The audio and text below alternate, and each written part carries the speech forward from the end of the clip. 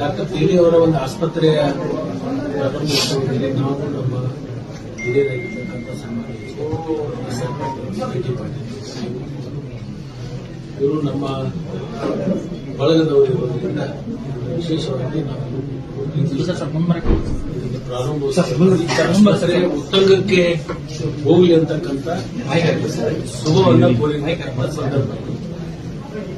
ಈಗಲೇ ತಾವು ಕೇಳಿದ ಪ್ರಶ್ನೆಗಳಿಗೆ ನಮ್ಮ ನಾಯಕರು ಸತ್ಯ ಸಂಗತಿಗಳನ್ನು ತಪ್ಪಿಟ್ಟಿದ್ದಾರೆ.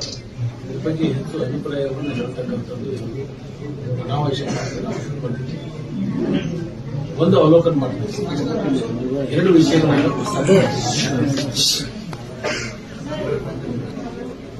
ಬಿಜೆಪಿ ಪಕ್ಷದ ಹೈಕಮಾಂಡದ ನಿರ್ದೇಶನಗಳನ್ನ ಆ ಪಕ್ಷದಲ್ಲಿರ್ತಕ್ಕಂಥ ನಾಯಕರು ಯಾವ ತರದಿಂದ ಪಾಲನೆ ಮಾಡ್ತಾ ಇದ್ದಾರೆ, ಕಾಂಗ್ರೆಸ್ ಪಕ್ಷದಲ್ಲಿ ಇರ್ತಕ್ಕಂಥ ನಮ್ಮ ನಾಯಕರು ಯಾವ ತರದಿಂದ ಪಾಲನೆ ಮಾಡ್ತಾರೆ ಅಂತಕ್ಕಂಥದ್ದು ತೋಲನೆ ಮಾಡ್ತಕ್ಕಂಥದ್ದು ನೀವು ಅಲ್ಲಿ ಏನೇ ನಿರ್ದೇಶನಗಳು ಬಂದರೂ ಕೂಡ ಉಚ್ಚಾಟನೆ ಆಗುವವರೆಗೂ ಕೂಡ ಒಂದು ಹಂತಕ್ಕೆ ಹೋಗಿರ್ತಕ್ಕಂಥದ್ದು ನೋಡಿದೆ. ಅದು ಕಾಂಗ್ರೆಸ್ ಪಕ್ಷದಲ್ಲಿ ಒಂದು ಶಿಸ್ತು ಏನಿದೆ ಅನ್ನುವಂಥದ್ದು ನಮ್ಮ ಮುಂದೆ ಪುನರ್ರಚನೆ ಮಾಡಿ ತೋರಿಸಿದೆ. ನಂಬರ್ 2, ನಮ್ಮ ನಾಯಕರು ಪ್ರಸ್ತಾಪ ಮಾಡಿದಾಗ ಗೋವಿನ ಜೋಳ, ಮೆಕ್ಕೆಜೋಳ ಇವತ್ತು 17-18 ರೂಪಾಯಿ. ಕಾರಣೇನು? ರಾಜ್ಯ ಸರ್ಕಾರದ ರೈತರ ನೆರವಿಗೆ ಬರಬೇಕಾಗಿರ್ತಕ್ಕಂಥ ಜವಾಬ್ದಾರಿ ಇತ್ತು. ಖರೀದಿ ಕೇಂದ್ರಗಳನ್ನು ಮಾಡಲಿಕ್ಕೆ ಇವತ್ತು ನಾವು ಆಸಕ್ತಿ ವಹಿಸಿ ಮಾಡಿದ್ದೇವೆ. 2-3 ವರ್ಷದಿಂದ ಮೆಕ್ಕೆಜೋಳ 23-24 ಈ ವರ್ಷ ದಿಢೀರಂತ ಕಡಿಮೆ ಆಗ್ತಿತ್ತು. ಮಾಧ್ಯಮದಲ್ಲಿ ಯಾರು ಪ್ರಶ್ನೆ ಮಾಡ್ತಾರೆ, ಯಾಕಾಯ್ತು? ಮಳೆ ಹೆಚ್ಚಾಗಿ ಇಥನಾಲ್ ಅನ್ನ ನಮ್ಮ ಕರ್ನಾಟಕದಲ್ಲಿ ನಮ್ಮ ರಾಜ್ಯದಲ್ಲಿ ಎಷ್ಟು ಇಥನಾಲ್ ಪ್ರೊಡಕ್ಷನ್ ಆಗ್ತದೆ ಅದರಲ್ಲಿ 30% ಮಾತ್ರ ತಗೊಳ್ತಕ್ಕಂಥದ್ದಾಗಿದೆ. 30% ಟೋಟಲ್ 40% ಆಗಿದೆ. ನಮಗೂ ಕೂಡ ಒಂದು ಇಥನಾಲ್ ಫ್ಯಾಕ್ಟರಿ ಗೋವಿನ ಜೋಳ ಖರೀದಿ ಮಾಡ್ತೀವಿ. ಪ್ರತಿ ಸಲ ನಾನು ಈ 2 ತಿಂಗಳ ಹಿಂದೆ ನಾನು ಉತ್ತರ ಪ್ರದೇಶದಿಂದ 2400 ರೂಪಾಯಿ ಒಂದು ಕ್ವಿಂಟಲ್ ತರಿಸಿದ್ದೆ. ದಿಢೀರಂತೂ ಕುಸಿಲಿ ಕಾಡು ಏನಂದ್ರೆ ಕೇಂದ್ರ ಸರ್ಕಾರದ ಧೋರಣೆ ಏನಂದ್ರೆ ನಾವೇನು ಪ್ರೊಡಕ್ಷನ್ ಮಾಡ್ತೀವಿ ಅದರಲ್ಲಿ 30% ನಾವು ಅವಲಂಬಿಸಿ ಮಾಡ್ತೀವಿ. ಮಹಾರಾಷ್ಟ್ರಕ್ಕೆ 60% ಕೊಟ್ಟಿದ್ದೀವಿ, ಗುಜರಾತ್ಗೆ 100% ಕೊಟ್ಟಿದ್ದೀವಿ. ಇದು ತಾರತಮ್ಯ ಹೌದು ಅಲ್ಲೋ ಅನ್ನುವಂಥದ್ದು ನಿಮಗೆ ಚರ್ಚೆ ಮಾಡಲಿಕ್ಕೆ ಯಾಕಾಯ್ತು.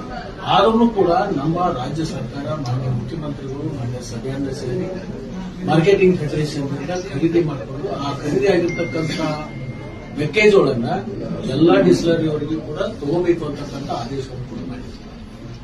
ಇದು ರೈತರ ಪರವಾಗಿ ನೀತಿ ಇರ್ತಕ್ಕಂಥ ಸರ್ಕಾರ ರೈತ ವಿರೋಧಿ ನೀತಿಯನ್ನು ಅನುಸರಣೆ ಮಾಡತಕ್ಕಂಥದ್ದು ಕೇಂದ್ರ ಸರ್ಕಾರ. ಅಧಿಕಾರದ ಒಂದು ಕಚ್ಚಾಟದಲ್ಲಿ ರಾಜ್ಯ ಸರ್ಕಾರದಲ್ಲಿ ರೈತರ ಸಮಸ್ಯೆಗಳನ್ನೇ ಇವರು ಮರೆತುಬಿಟ್ಟಿದ್ದಾರೆ ಅಂತ ಆರೋಪ. ಬಿಜೆಪಿಯವರು ಆರೋಪ ಮಾಡೋದು ಬಿಟ್ಟರೆ ಬೇರೆ ಕಬ್ಬಿನ ಸಮಸ್ಯೆ ಉದ್ಭವ ಆಗಿತ್ತು. ಪ್ರತಿ ವರ್ಷ ಹೋರಾಟ ಆಗ್ತಿತ್ತು. ಮುಖ್ಯಮಂತ್ರಿಗಳು ಆಸಕ್ತಿ ವಹಿಸಿಕೊಂಡು ಕಾರ್ಖಾನೆಯವರನ್ನ ರೈತರನ್ನ ಕರೆದು ಸಂಧಾನ ಮಾಡಿ 3,250 ರೂಪಾಯಿ ಕಾರ್ಖಾನೆಯವರು ಕೊಡಬೇಕು, 50 ರೂಪಾಯಿ ಸರ್ಕಾರ ಕೊಡಬೇಕು ಅಂತ ತೀರ್ಮಾನ ಮಾಡಿ ರೈತರ ಪರವಾಗಿ ಮೆಕ್ಕೆಜೋಳದ ಕುಸಿದಂತ ಸಂದರ್ಭದಲ್ಲಿ ಇವತ್ತು ಅದನ್ನ ಖರೀದಿ ಮಾಡಲಿಕ್ಕೆ ಈಗಾಗಲೇ ಸೂಚನೆ ಕೊಟ್ಟಿದ್ದಾರೆ. 2 ದಿವಸದಲ್ಲಿ ಖರೀದಿ ಕೇಂದ್ರಗಳನ್ನು ಪ್ರಾರಂಭ ಮಾಡ್ತಾರೆ. ಇದು ರೈತ ವಿರೋಧಿಗಳು ಅಥವಾ ರೈತರ ಪರವಾಗಿ ನೀವು ಆರೋಪ ಮಾಡ್ತಾ ಇದ್ದಾರೆ ಅನ್ನೋದರಲ್ಲಿ ಹುರುಳು ಇದೇ ಇಲ್ಲ ಅನ್ನೋಂಥದ್ದು ನೀವು ಚೌಕಾಶಿ ಮಾಡ್ತಕ್ಕಂಥದ್ದು ನಿಮ್ಗೆ ಸ್ವಾತಂತ್ರ್ಯ. ನಾನು ಹೇಳಿದ್ದಲ್ಲ, ನೀವು ಅವ್ರು ಕೇಳ್ತಾರೆ ಸರ್. ಈಗ ಅವ್ರ ಆರೋಪ ಮುಖ್ಯವಾಗಿ ಮಾಡ್ತಕ್ಕಂಥದ್ದು ಕುರ್ಚಿ ಕಾದಾಟ ಮಾಡ್ತಾ ಇದ್ದಾರೆ, ಯಾವುದೋ ಅಭಿವೃದ್ಧಿ ಕೆಲಸಕ್ಕೆ ರಾಷ್ಟ್ರಪತಿ ಆಡಳಿತ ಹೇಳಕ್ ನಾವು ಒತ್ತಾಯ ಮಾಡ್ತೀವಿ ಅಂತ ಹೇಳಿ. ಹಿಂದಿನ 5 ವರ್ಷದಲ್ಲಿ ಏನೇನಾಗಿತ್ತು ಬಿಜೆಪಿ ಸರ್ಕಾರದಲ್ಲಿ ಏನೇನಾಗಿತ್ತು ನೀವು ಸ್ವಲ್ಪ ಪುಸ್ತಕ ಒಂದು ಪಾನಗಳನ್ನು ತಿರುಗಿ ನೋಡಲಿಲ್ಲ. ಏನೇನಾಗಿತ್ತು ಅನ್ನೋದು ನೋಡ್ರಲ್ಲ, ಅಂತದ್ದು ಗೊತ್ತಿಲ್ಲ. ಆಡಳಿತ ನಮಗೆ ನಿಂತೋಗಿಲ್ಲ, ಯೋಗ ರೀತಿಯಲ್ಲಿ ಹೊಂದಿಲ್ಲ.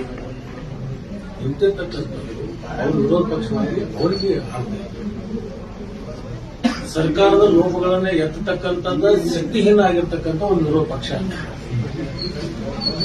ಎಲ್ಲಿದೆ ಎಲ್ಲ ಹೇಳ್ತೀವಿ, ಮನೆ ಒಂದು 3 ಬಾಗಿಲು, ಮನೆ ಒಂದು 5 ಬಾಗಿಲಾಗಿದೆ. ಅವ್ರದ್ದು ಉಳ್ಕೊಂಡು ಮುಚ್ಕೊಳ್ಳಿಕ್ಕೆ ನಮ್ಮ ಮೇಲೆ ಅಪಾರ ಮಾಡ್ತಿರ್ತಾರೆ ಅಷ್ಟೇ.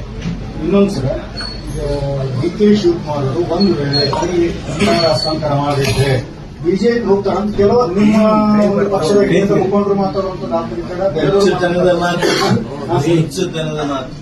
ಅನಾವಶ್ಯಕವಾಗಿ ಯಾರೋ ಅದನ್ನು ಉದ್ಭವ ಮಾಡ್ತಾರೆ.